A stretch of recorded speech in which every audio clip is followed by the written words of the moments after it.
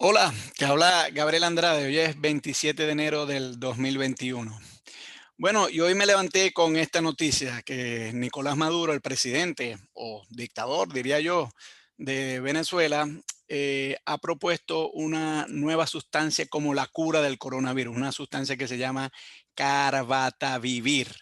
Y según él, son 10 gotas milagrosas que se aplican en la boca y bueno, por arte de magia, el coronavirus se cura. Y no digo yo que son milagrosas, dice él que son milagrosas, ¿no? Bueno, yo con esto no sé si reír o llorar. Yo creo que aquí podemos anticipar que esto va a ser un tremendo fiasco y va a ser otra más en la lista de estupideces que salen de la boca de Nicolás Maduro.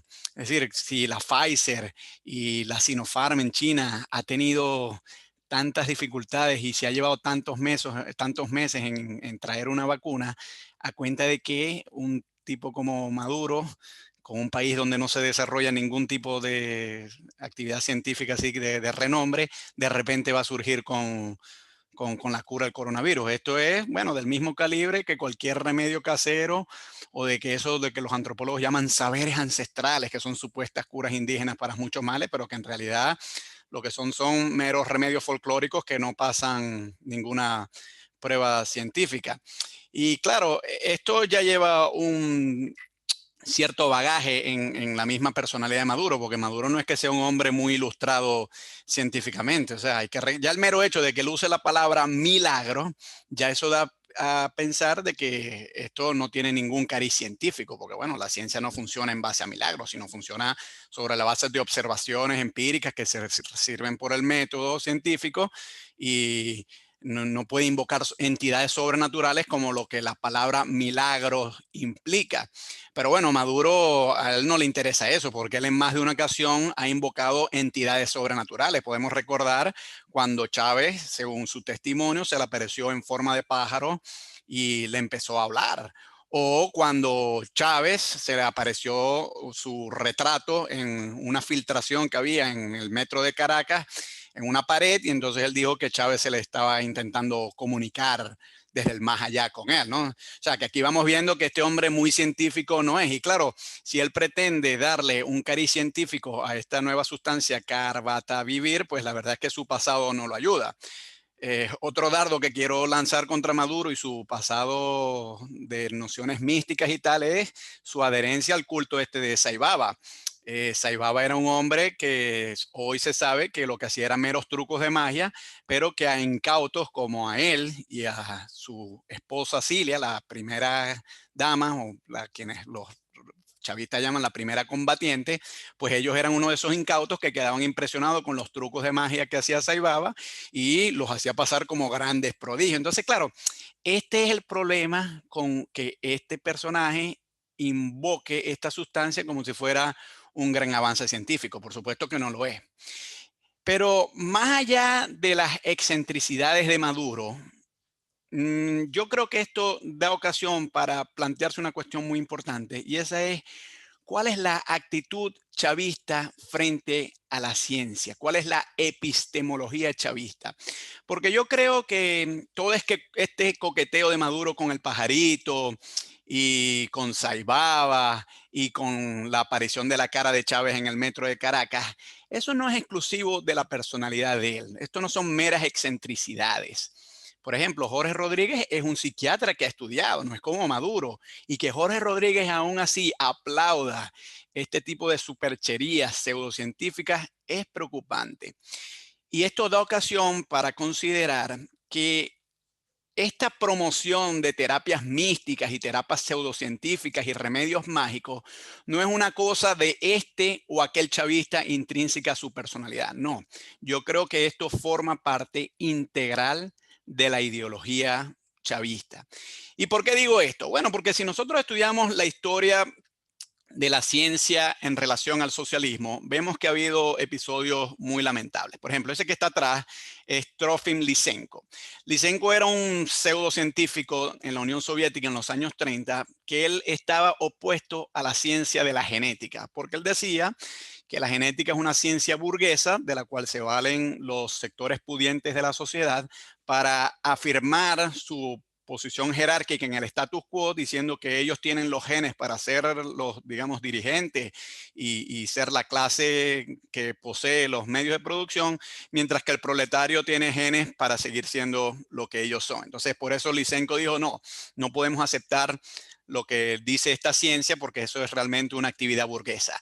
Nosotros vamos a proponer una alternativa proletaria a la genética. Y bueno, entre esos disparates eh, que él propuso como alternativa a la ciencia de la genética, él quiso aplicar esos disparates a la producción agrícola en la Unión Soviética. Y bueno, obviamente, si no tienes en cuenta cómo funcionan las leyes de la genética, obviamente no vas a tener una buena producción agropecuaria porque no sabes cómo utilizar las semillas para cruzarlas con este y buscar determinados genes. Entonces, por culpa de Lysenko, pues la Unión Soviética entró en tremenda crisis económica porque no podía producir lo suficiente porque no conocía bien cómo funcionaban las leyes de la genética.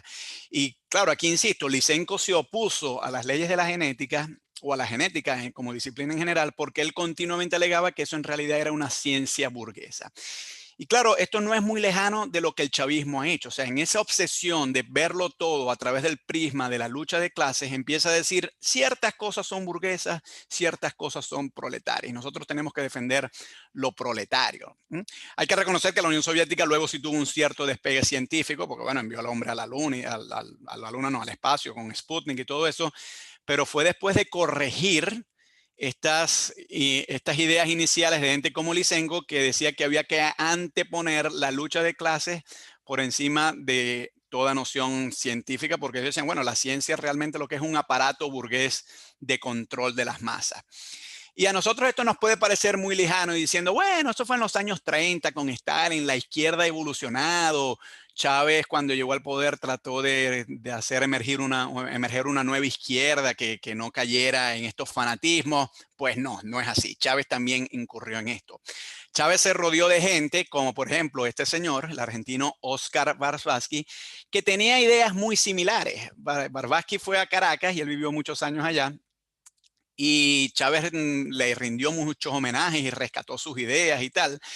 Y estando en Caracas, Barshevsky desarrolló esta idea de que había dos ciencias, la ciencia proletaria y la ciencia burguesa. Entonces la ciencia burguesa es la tradicional, la que siempre se ha hecho, la que nos ha dado las grandes cosas, la de Newton, la de Darwin, la de Pasteur, la de Einstein, todo eso es ciencia burguesa. La ciencia proletaria es la que está no solamente al servicio del pueblo, sino que hace ciencia como la haría el pueblo. Entonces Barshevsky empezó a formar esta idea, bueno, de que las reglas convencionales de la ciencia, los controles metodológicos, la observación, la objetividad, todas esas cosas en realidad son conceptos burgueses de los cuales las clases pudientes se han venido a apropiar para establecer su control, ¿no? Y entonces lo que decía, bueno, hay que hacer una ciencia proletaria. Y claro, nunca especificó bien en qué consistía esa ciencia proletaria, pero básicamente lo que consiste es en plantear alternativas a la ciencia que siempre se ha hecho y es la que verdaderamente ha dado resultados. Entonces, bajo este concepto de ciencias proletarias, pues ha resultado muy fácil para mucha gente, pues defender cosas que en realidad son pseudocientíficas, pero arropándose con la excusa de que lo que están haciendo es ciencia proletaria, enfrentándose al establishment burgués científico, que es el que decide qué es ciencia y qué es pseudociencia. Entonces, claro, se ve la promoción de las pseudociencias hasta cierto punto como una rebelión contra el orden establecido que lo que hace en realidad es favorecer a la burguesía. Eso más o menos era la idea, a grandes rasgos era la idea de Varsavsky, ¿no? Y bueno, en América Latina esto ha tenido también otras implicaciones y otras prolongaciones, porque ya no solamente se habla de la necesidad de hacer ciencia proletaria y ciencia frente a la ciencia burguesa, sino que también se le ha dado un giro postcolonial. Porque, bueno, como todos sabemos, en América Latina hay una gran obsesión con liberarnos de las garras del colonialismo desde que este hombre, Eduardo Galeano, escribió ese libro infame, Las venas abiertas de América Latina. Y claro, en ese libro realmente lo que es una larga retahíla de quejas frente a España y frente a Estados Unidos por las grandes agresiones coloniales que América Latina ha sufrido. Bueno, por supuesto, Galeano tiene razón en algunas cosas. O sea, obviamente Cristóbal Colón llegó y sí, se llevó mucho oro. Y obviamente Hernán Cortés llegó y sí, se mató muchos indios y todo aquello, ¿no?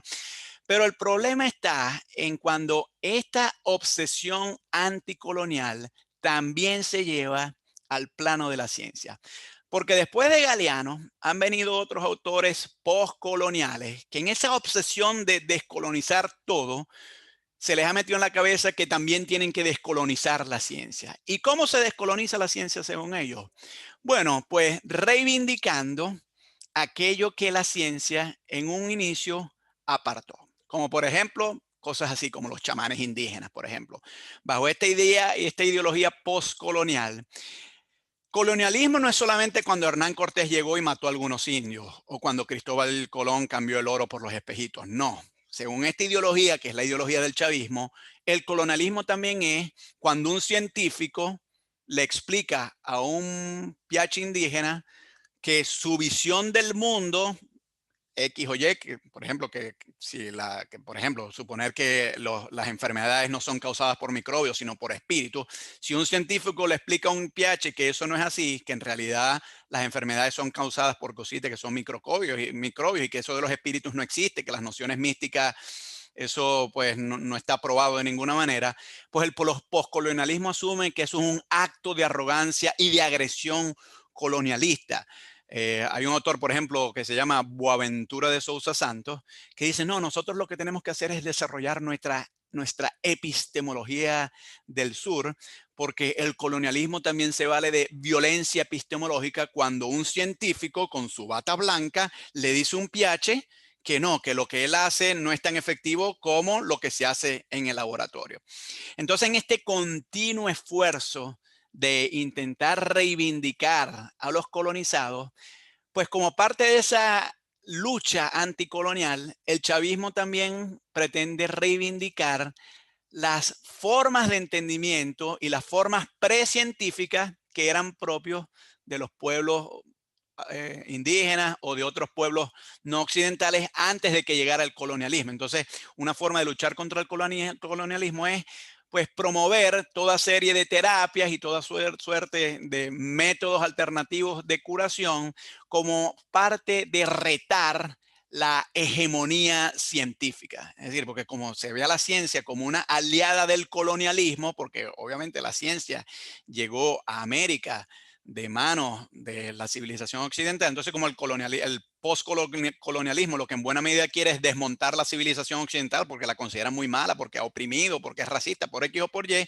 como parte de eso también ha surgido este discurso anticientífico. Y claro, ellos no tienen la suficiente honestidad como para decir que ellos son anticiencias. Ellos mismos se creen a sí mismos anticiencias. Yo estoy seguro que si a Maduro se le pregunta y dice, ¿usted realmente cree en la ciencia? Él va a decir, por supuesto que creo en la ciencia. Si incluso hasta encontré la cura del coronavirus. Pero claro, visto con mayor lupa nos damos cuenta de que no, que a un tipo al quien un pájaro le habla y él cree que es un ser humano que le está hablando, eso no se puede considerar científico. Entonces, ellos se pueden considerar a sí mismos científicos, pero en realidad están todos impregnados de nociones místicas que la ciencia no acepta. Pero lo importante que hay que ver aquí es que todas estas nociones místicas no son meras excentricidades de la personalidad de ellos, no.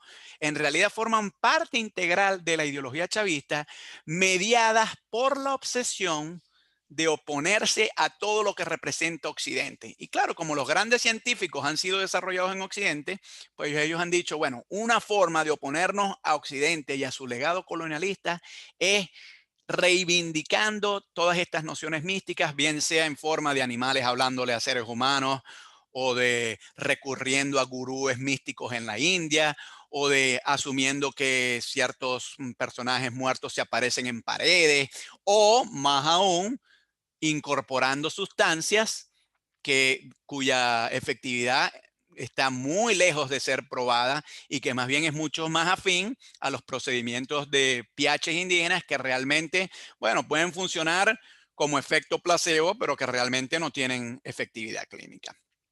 Dale like si te gustó este video, déjame tu comentario y suscríbete.